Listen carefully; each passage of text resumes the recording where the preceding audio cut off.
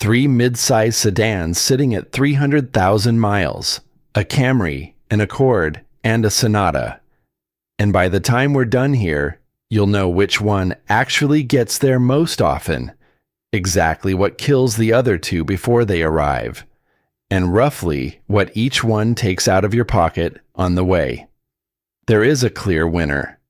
It isn't the one with the best reputation, and it isn't the one with the best warranty.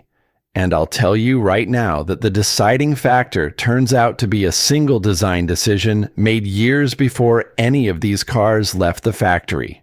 Let me be straight with you about what "we tested" means, because I'm not going to pretend I strapped 750,000-mile sedans to a dyno in a rented warehouse. Nobody does that. And anybody who says they did is selling you something.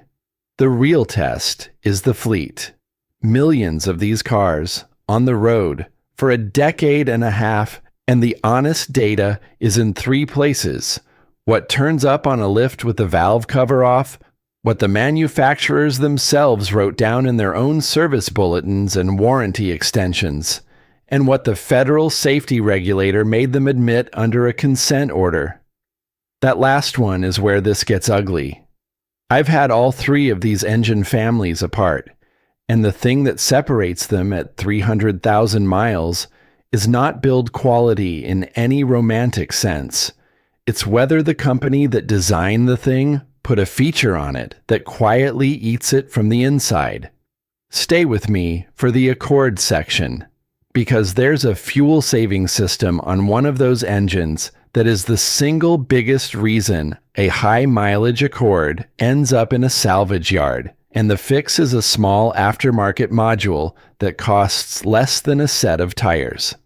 And when we get to the Sonata, I'll show you the remedy Hyundai offered for a manufacturing defect in the crankshaft.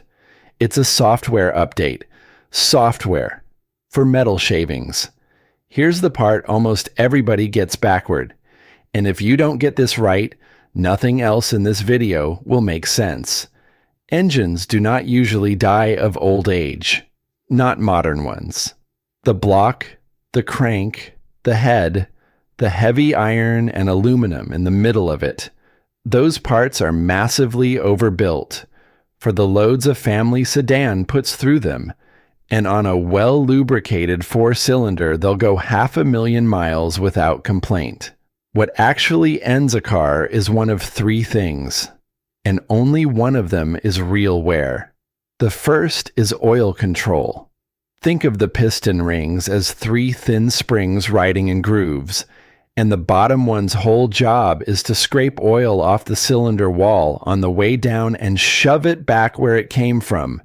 It's not a seal in the way a gasket is a seal.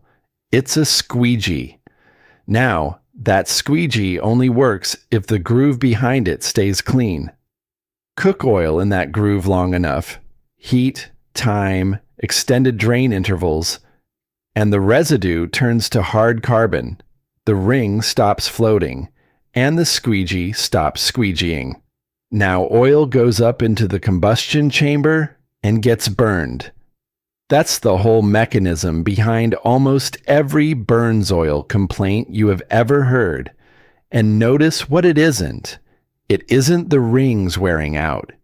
It's the rings getting stuck. The old hands in any engine shop will tell you the same thing. Carbon kills more rings than mileage ever did. The second killer is bearing oil supply. The crankshaft never actually touches the bearings underneath it. It floats on a wedge of pressurized oil a few thousandths of an inch thick. Interrupt that oil for a few seconds and the metal touches metal. The bearing surface smears and the knocking starts. That's the one that ends in a tow truck. The third is money, not mechanics. Arithmetic. The car dies when the next repair costs more than the car is worth, and the owner walks away. Which means the winner of this comparison isn't the car with the strongest metal. It's the car whose failures are cheap enough that somebody keeps fixing them. Hold that in your head. Every single thing that follows comes out of those three ideas. Start with the Camry because it's the benchmark and it earns most of that reputation, but not all of it. And the years matter enormously. There's a genuinely bad Camry engine in the middle of the run. Toyota's 2AZ FE, the 2.4-liter 4, developed exactly the ring-coking problem I just described, and it started showing up in the 7, 8, and 9-year-old cars, which is to say, after the factory warranty had gone. Toyota eventually ran a warranty enhancement program known internally as ZE7. Look at how it was structured, because the structure is the story. The bulletin covered certain 2007 to 2009 Camrys and 2007 to 2011 Camry hybrids, among others, noted that the engine was normally covered for 5 years or 60,000 miles, then offered primary coverage until a fixed date regardless of mileage, and after that, a secondary coverage lasting 10 years from first use or 150,000 miles, whichever came first. Sounds generous. Here's the catch. Eligibility for the parts replacement depended entirely on the result of a dealer-performed oil consumption test, and if your car didn't burn enough oil to qualify, you could come back for one more test after 6 months or 5,000 miles, with a maximum of 2 free tests total.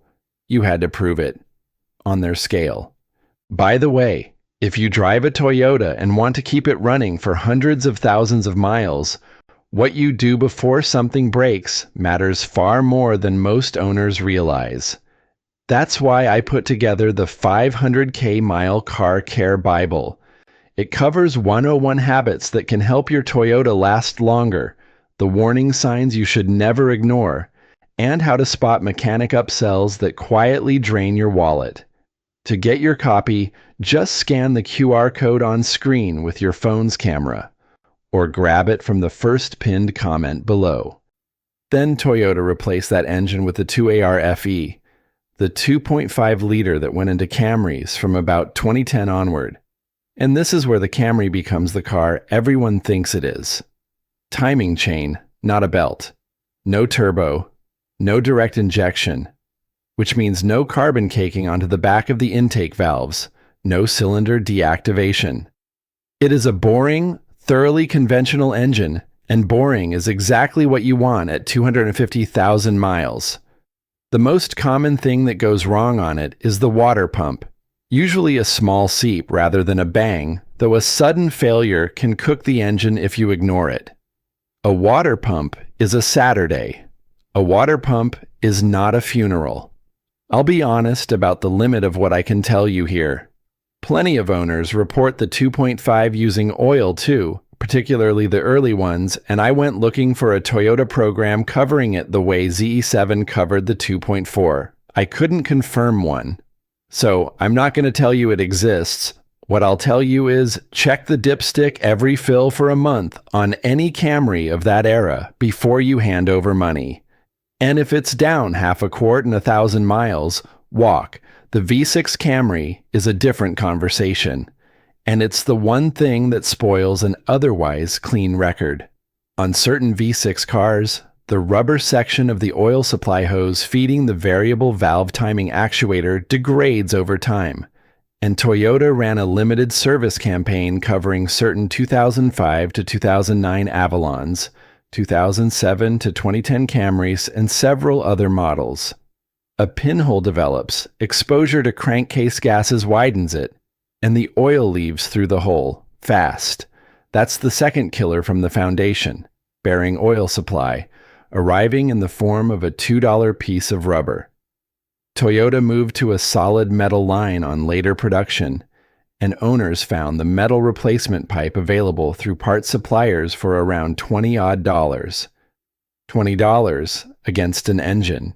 That campaign has long since expired, so if you're looking at a V6 of that vintage, get underneath it and look at what's feeding that actuator. That's not paranoia. That's a 5-minute inspection that decides whether the car sees 300,000. Which brings me to the Honda, and to a system that does something nowhere item does. It damages the engine on purpose, every single time it works correctly. The Accord's reputation is not fiction. One widely used repair database rates the Accord 4.5 out of 5 for reliability, first out of 24 midsize cars, with an average annual repair cost of $400, and both the severity and frequency of repairs well below average. That's the highest ranking of our three, and it's earned. But it's an average across every Accord ever built, and averages hide the specific cars that eat people alive. Two things hurt the high-mileage Accord. The first is the four-cylinder ring problem, which is the same physics as the Toyota. American Honda extended coverage on the pistons and piston rings for 2008 to 2011 four-cylinder Accords to 8 years from the original purchase date, or 125,000 miles, whichever came first, and specifically excluded any car ever written off or given a branded title. Read the stated cause, because it's a small masterpiece. Deposits may form on the oil control rings when the engine is cold, driven hard while cold, and run on fuel with a high concentration of particles, all at once, regularly, over a prolonged period. The bulletin notes all those conditions happening together is rare. So, rare. And also your driving. And also your gas station. That's 3 ways of not saying, our ring pack coked up. The second thing is the V6, and this is the loop I flagged. Honda's variable cylinder management shuts down half the engine at cruise to save fuel. It cuts fuel and spark to a bank of cylinders and holds both valves closed to trap air and cut pumping losses. But the pistons in those dead cylinders keep moving, which creates a partial vacuum above the piston on the downstroke, and that vacuum pulls oil past the rings. The dead cylinders also cool off, which hurts the ring's ability to seal, which lets more oil through, and when the cylinder lights back up, the excess oil fouls the plug. Read that again. The mechanism by which the feature saves you fuel is the same mechanism that pumps oil into the combustion chamber. It isn't a defect in the sense of a bad batch of parts. It's the design working as intended. Honda's fix, when they issued one, was a bulletin covering the affected V6 cars. Dealers would replace piston rings as necessary, update the powertrain control module software, and replace the oil-fouled spark plugs. Free of charge under a warranty extension, good for 8 years, and unlimited mileage from the in-service date. 8 years, unlimited miles. Genuinely, one of the better remedies any of these 3 companies offered, and I'll give Honda that. But it was rings and software on a car that would keep doing the same thing afterward, and the complaints did not stop. There's a whole cottage industry of small modules that plug into the coolant temperature circuit and fool the computer into never entering cylinder deactivation at all, and I've watched high-mileage Hondas go from a quart every 1,000 miles to essentially nothing after one of those went in and the fouled plugs came out. It's $100-something for a part whose entire purpose is to switch off a feature you paid extra for. We're 2 cars in, with the biggest one still coming. If this is useful to you, subscribe. That's the whole ask, and it's the only time I'll make it. Now, stay with me. Because the Sonata is where a third-place car does something neither of the other 2 will do for you, and it's worth more money than everything I've said so far. The Hyundai's problem is not a wear problem. It's a manufacturing problem, and it was baked into some of these engines before they ever ran. The federal regulator described the defect in its own consent order. Metal debris generated during the machining of the engine crankshaft may not have been completely removed from the crankshaft's oil passages during cleaning. Those shavings restrict oil flow and accelerate wear on the crankshaft bearings. That's killer number 2 from the foundation, and it arrives on a timetable that has nothing to do with how you drive or how often you change the oil. It shows up commonly on the 2.0 and 2.4-liter direct injection engines, often between 70,000 and 130,000 miles. You cannot maintain your way out of debris that was sealed inside the crank at the factory. I want to be fair here. Not every one of these engines has it. And there are Sonatas out there with genuinely high mileage running fine. But the failure is a coin flip you had no part in, and that's a categorically different thing from a ring pack you can protect with clean oil. Now the remedy. Affected cars were put through a campaign to install engine monitoring technology called a knock sensor detection system, which uses software and the engine's existing sensors to continuously watch for symptoms that may precede an engine failure. It monitors engine vibration for the patterns that develop as a connecting rod bearing wears abnormally, and if it detects them, the check engine light blinks continuously and the car drops into a reduced power protection mode. Think about what that is. It does not remove the debris. It does not replace the bearing. It listens for the sound of your engine destroying itself and then tells you about it. It's a smoke detector installed because they couldn't put out the fire. And here is the part I promised you. The one place the Sonata beats both of the others outright. The warranty coverage for certain of those engines, repair or replacement for damage from connecting rod-bearing wear, was extended to a limited lifetime warranty, valid for the original owner and every subsequent owner. The conditions are that the knock sensor software update has been completed on the car, and that the check engine light is on with the specific trouble code, or the car has an engine concern related to that bearing wear. Reported claim deadlines for past reimbursement have passed, but the lifetime warranty remains available to covered owners who get the software update installed, whether or not they ever filed a claim. If you own one of these cars, or you're looking at one, that's real money on the table. Go check the VIN. Get the software installed. It is free, and it is the difference between a 5-figure problem and a phone call. Let me step back for a second because a pattern has formed and I want to name it before we go further. All three companies had the same shaped problem, something inside the engine that would eventually let oil where it shouldn't be, or keep it from where it should. All three knew. All three wrote it down. And all three built a remedy with a gate on it. A test you had to fail. A mileage cap. A software install you had to book. Nobody lied. Everybody put a turnstile in front of the fix. From here, the numbers get more brutal, and I still owe you the figure Toyota set as the threshold for excessive. The bodies, quickly. Because this part is short, and it deserves to be. Camry and Accord shells hold up about as you'd expect. Rust where the salt gets in. Struts and bushings turning to mush somewhere north of 150,000. The Sonata has a documented paint problem with widespread peeling and rust reported on the hood, roof, and trunk. It's worst on certain paint codes, pearl white especially, where the finish delaminates and comes off in sheets, and it's a known factory adhesion issue. That won't stop the car. It will absolutely stop somebody buying it from you. Now the money, which is where the winner is actually decided.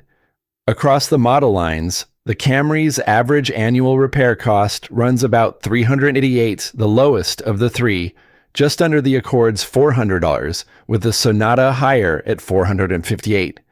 Compare that to an average of $526 for midsize cars generally, and $650 across all vehicles. $60 or $70 a year between them is nothing. That's a tank of gas. Those numbers are not the story. The story is what happens on the one bad day. Data from a major automotive analytics group puts the average cost of an engine replacement at a dealership at close to $8,000. A professional rebuild typically runs $3,500 to $6,000. A remanufactured engine for a mainstream car, $5,000 to $9,000, plus another $100 or $200 to $2,500 or more for installation if you source it yourself. A used 4-cylinder out of a salvage yard is the cheap route at roughly $800 to $2,500 for the engine alone. And then you're gambling on somebody else's maintenance. Put any of those numbers next to what a 15-year-old sedan is worth, and you see the third killer clearly. The car isn't dead. The math is. That's why the Camry takes this. Not because the metal is stronger. The Accord's 4 is right there with it. And on the segment reliability ranking, the Accord actually finishes ahead. The Camry takes it because from about 2010 onward, its worst realistic outcome is a water pump, a valve cover gasket, and a set of struts. And none of those cross the line where a normal person gives up. The Accord 4-cylinder is a hair behind and a genuinely great choice. The Accord V6 is a different car with a system aboard that works against you every mile you drive it. And the Sonata has the best paperwork of the three and the worst odds of never needing it. A couple of extras worth having, because these are the things that quietly decide it. Transmissions. Honda had a rough run here, and it's the sort of history that matters when you're buying at $200,000. Automatic transmissions in a range of 1999 to 2004 Hondas failed well before 100,000 miles, attributed to a design or materials issue with the torque converter, and a class settlement extended the transmission warranty to 93 months or 109,000 miles. Separately, owners of 2000 and 2001 Accords received letters extending coverage to 100,000 miles or 7 years. Here's the piece nobody ever explained properly. Owners reported the same problem across roughly 1998 through 2002. Honda granted extensions on the 2000 and 2001 cars and not the others, and no design difference justifying the exclusion was ever published. I don't know why either. I've read around it for years, and I've never seen an engineering answer, only a commercial one, and a note on fluid, because this is the single cheapest thing you can do for any of these three. Whatever the maintenance schedule says, a drain and fill on the transmission every 30,000 miles or so, no flush, no high pressure machine, just drop the pan plug and put the right fluid back in, is the difference between an automatic that sees 300,000 and one that doesn't. Use the manufacturer's own fluid specification. On these cars in particular, the universal stuff out of a jug is a false economy. Safety, briefly and seriously. If you're checking that V6 oil line or anything else under one of these cars, put it on stands. Never a jack alone. And on the Hyundai, if that check engine light ever starts blinking rather than sitting steady, that is not a get to it next week light. That's the system telling you it has heard the bearing. Pull over. Now the part that ought to make you angry, and it isn't the defects. Every manufacturer has defects. It's what they offered you afterward. Toyota knew the rings coked. Their remedy required you to prove it by their measurement on their schedule with a maximum of 2 attempts. And the threshold widely reported for that test is roughly 1 quart of oil burned in about 1/200 miles. I want to flag that I'm taking that figure from the reporting around the program rather than from a line I can point to in the bulletin itself, so treat it as the number in circulation rather than gospel. But sit with it either way. A quart in 1/200 miles. On a car that holds 4.5 quarts, that is the line where acceptable ends and will fix it begins. And it was drawn by the people who had to pay for the fix. Honda knew the rings stuck and capped the remedy at 125,000 miles on a defect whose whole character is that it shows up late. And they wrote a cause statement that put cold starts, your right foot, and your fuel supplier in the frame before it got anywhere near the ring pack. Hyundai is the one that goes furthest because the debris was in the crank when it left the plant. And the fix that got installed in your car was a listening device. The federal regulator issued consent orders carrying combined penalties of $210 million on the assessment that both companies conducted untimely recalls of over 1.6 million vehicles with those engines and inaccurately reported certain information about the recalls. That was described at the time as a record civil penalty. They didn't get fined for the shavings. They got fined for how long it took to tell anyone. Here's the sentence underneath all three, and I want you to hear it in your own voice next time somebody in a service drive says it to you. We have a fix for that. What arrived was a test with a bar set where you'd fail it, a warranty with a mileage cap set below where the fault appears, a software update for a lump of metal in an oil gallery. None of that is a lie. Every one of it is a patch chosen because it was cheaper than the repair and handed to you as though it were the repair. That's the trick. That's the whole trick. And the reason it works is that it arrives wrapped in the language of care. Enhancement, campaign, goodwill, product improvement. Once you've seen the shape of it, you can't unsee it, and it never works on you again. There's something worth saying about all this that isn't anger. A car reaching 300,000 miles is one of the more quietly extraordinary things ordinary people do. Nobody films it. There's no ceremony. It's just somebody who checked the oil, who didn't stretch the interval because the sticker said they could, who fixed the water pump when it started weeping instead of when it let go. That's a skill. And it's a skill that's being deliberately trained out of us. Sealed dipsticks, lifetime fluids, maintenance minders that decide for you. The thing I like about the boring engine in that Camry isn't nostalgia. It's that it's legible. You can see what it's doing. You can hear when it's unhappy. A machine you can understand is a machine you can keep. And a machine you can keep is money that stays in your house instead of going out of it every 4 years. That's not a mechanical argument.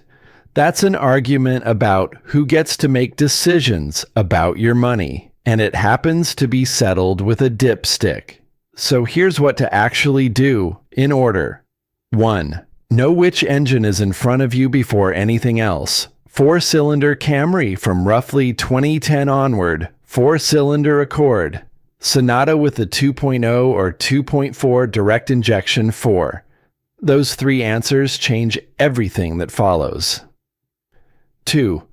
Run the oil consumption check yourself before you buy, and don't take anybody's word. Change the oil or top it precisely to the full mark. Write down the odometer. Drive it 1,000 miles of normal driving. Check it again on level ground, engine off 5 minutes. Down less than 1/4 quart, you're fine. Down 1/2 quart, budget for it. Down a full quart, that's a ring problem, and you should price the repair before you price the car. 3. On any Hyundai of that era, run the VIN through the federal recall lookup and call a dealer to confirm whether the knock sensor software is on the car. If it isn't, get it done. It's free, and it's the gate on the lifetime bearing coverage that transfers to you as the next owner. 4. On a V6 Honda, decide about cylinder deactivation before you've put 20,000 miles on it, not after the plug's foul. 5. Transmission fluid, drain and fill, 30,000 miles. Manufacturer spec, every time. And here's the procedure for the decision itself, which you can run on your own numbers instead of on my opinion. Take the realistic price of the car. Add the worst repair it's genuinely likely to need in the next 2 years. For a Camry, that's a water pump and struts. For a V6 Accord, it's rings. For a Sonata, it's a short block you may or may not have covered. Now compare that total to 2 years of payments on anything newer. If the repair number is less than a third of the payment number, keep it, fix it, drive it. If it's more than that, you're not maintaining a car anymore, you're subsidizing one. Do this over the weekend, and it costs you nothing but a couple of hours. Run the consumption check on whatever's in your driveway right now, and pull the VIN report on it while you're waiting. By Sunday night, you'll know something concrete about your own car that you didn't know Friday. Not a feeling about it. A number. That's worth more than any comparison video, including this one. Now, Sonata owners are going to come for me over this, and I'd genuinely like them to. If you've got one past 200,000 on the original engine, don't just tell me it's been great. Put the odometer number in the comments, the model year, and whether that short block has ever been replaced. That last part is the whole argument, and it's the part that always gets left out. Same challenge to anyone running a V6 Accord with the deactivation still live and no oil consumption. I want to hear it because it would sharpen my read. And if you know this stuff better than I do, if you've been inside more of these than I have, if you've got a bulletin number I've got wrong or a threshold I've stated loosely, say so plainly and I'll take it on the chin. I read every one of these, and the corrections are usually the most useful thing in the whole thread. That's not a courtesy line. It's genuinely why I keep the comments open. There's one thread here I deliberately didn't pull, and it's been nagging at me for a while. Everything in this video is about engines and transmissions, because that's where the money is. But I keep running into high mileage cars that get scrapped over something else entirely. A wiring harness, a body control module, a part that isn't made anymore and can't be repaired. I don't have that one worked out yet. I'm going to. If you want to be around when I do, subscribing is the way. Check your oil this week. It's 4 seconds, and it's still the cheapest insurance ever invented.